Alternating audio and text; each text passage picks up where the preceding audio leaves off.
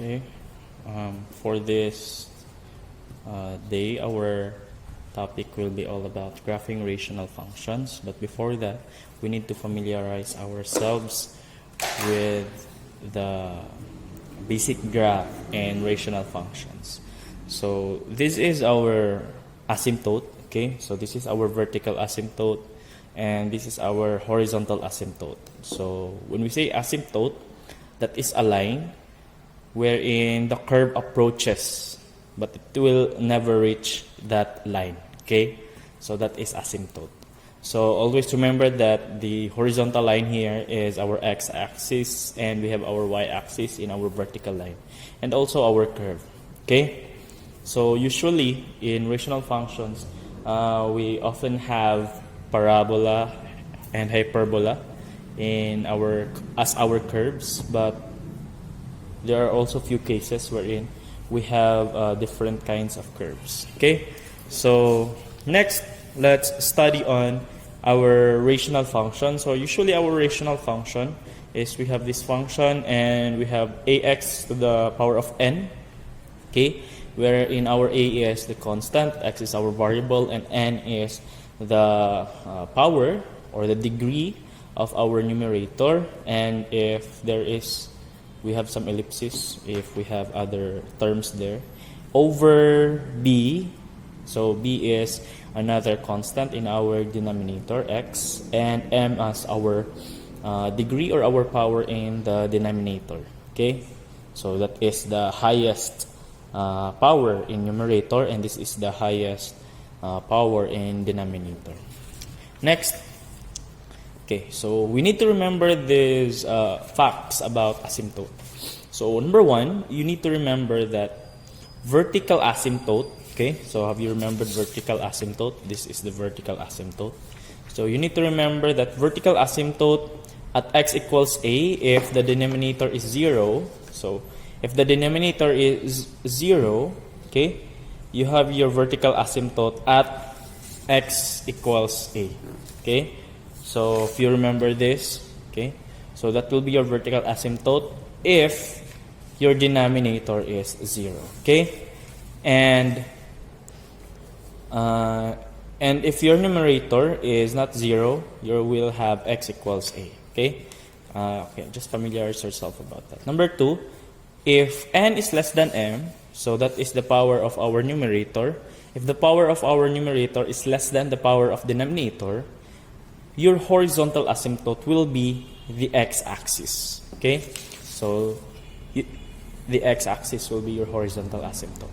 And if your n is equal to m, which means that if the power of your numerator and denominator is the same, then the line y equals ab is your horizontal asymptote, which means the constant of numerator times the constant of the denominator. That will be your horizontal asymptote.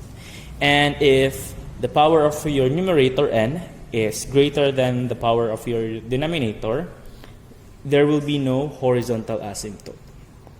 So for the process for graphing rational function, number one, we need to find the intercepts if we have any. We need to find the y-intercept. So when we say y-intercept, it is a point wherein it intercepts exactly the y-axis. So here, along with this y-axis, will be your y-intercept. Okay, to find your y-intercept, you need to change your x, your f of x, be equated to f of 0. Okay, actually there should be an arrow there. Okay. Next, x-intercept. So which means it intercepts at x-axis. So you just need to equate the numerator to 0 so that you can find your x-intercept. Number two, in finding vertical asymptote, you need to set the denominator equal to 0. Okay, so you need to set your denominator equal to 0, and you are going to equate that. So you need to equate this to 0. Number three, to find the horizontal asymptote, you need to use FAA, which means facts about asymptote. Okay, so you're going to use this to find your horizontal asymptote.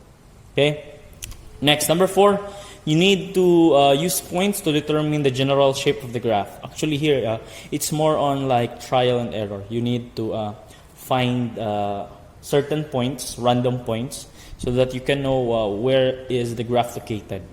Okay, under what area is it? And next, you're going to sketch the graph itself. Okay?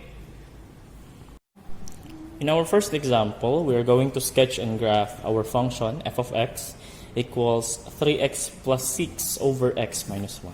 Okay? So first, we are going to find its intercepts. Okay? So, intercepts.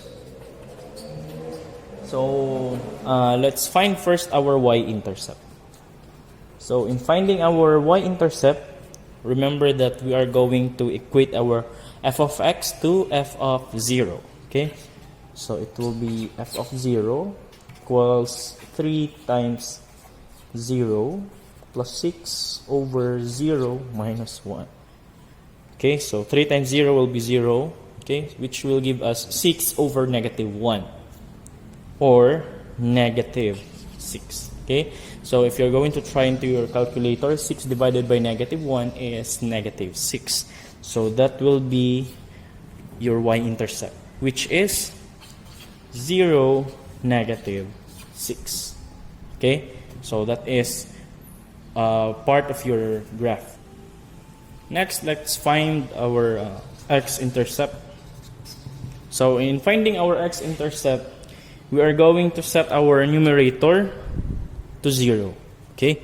Which means we are going to have 3x plus 6 equals 0. Okay? So we're going to put 6 on the right side. 3x equals negative 6. Dividing both sides by 3, x is negative 2. Okay? So we have our x-intercept at negative 2, 0. Okay?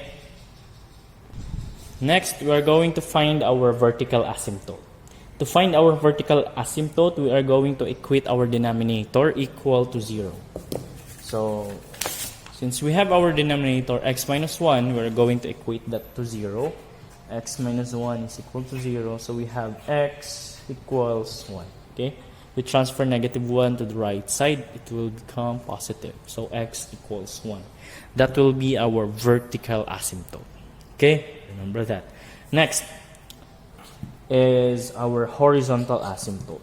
Okay? So, to find our horizontal asymptote, we need to use our FAA or our facts about asymptote.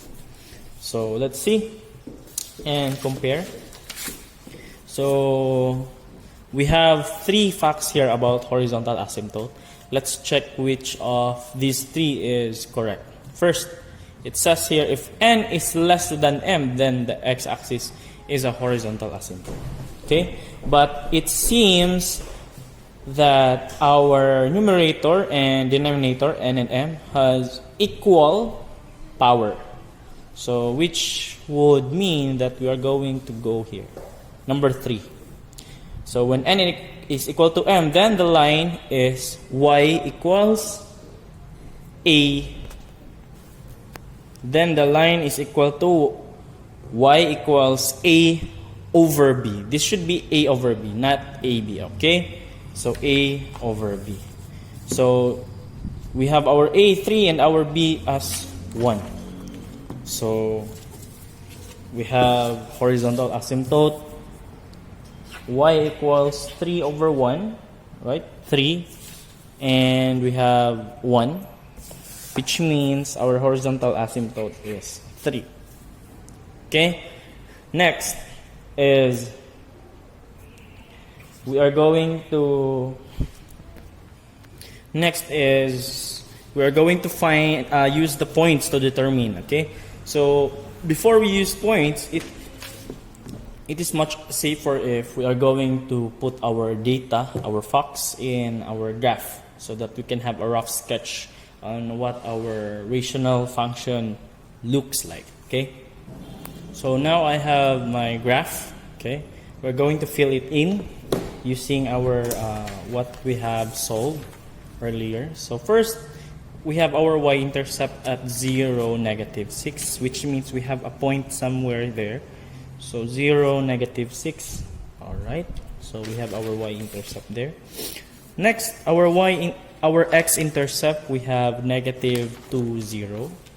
So -2, -1, -2, 0. So our x-intercept is there. Next is our vertical asymptote. So we have vertical asymptote at x equals 1. Okay. So x equals 1. So vertical asymptote, which means okay, about right here, this is our vertical asymptote. Okay. And our horizontal asymptote, we have 3, y equals 3. So horizontal, 3, 1, 2, 3. Okay. So we have our horizontal asymptote right there. Okay. I'm gonna plot it. Alright. Alright. So we have our horizontal asymptote, our vertical asymptote, and we have our points earlier. So which means these points are in our lower left region. Okay. So now let's continue. Since we already have our points here for our left region, let's try our right region. Okay. So since our function is given by 3x plus 6 over our x minus 1, so we have some negative here. Let's try positive. Okay. Let's try 2. So it will be f of 2 be equal to 3 times 2 plus 6 over 2 minus 1. So 3 times 2 is, we have 6 plus 6 over 2 minus 1 is 1, which means we have 12. Okay? So f of 2, 12, which means we have a point in 2, 12. Okay? So now let's try to locate that. For our right side, we have 2 and 12. So 12, 10, 11, 12, somewhere right here. Okay? So I think parang kulang. Diba? So let's try another point. How about 5? Let's try 5. So f of 5, we have 3 times 5 plus 6 over 5 minus 1. 15 plus 6 over 4. 15 plus 6 is 21 over 4, right? 21 over 4. So 21 over 4 is approximately 5.2, I think. 5.25. So 5.25. So which means we have another point at 5.25. Okay, now let's try to plot that. We have 5, okay, and 5.25. 5.25 is around here. Okay, so using that, we can already plot this somewhere there. Okay, and in this region, it will be right here. So this is our rational function f of x equals 3x plus 6 over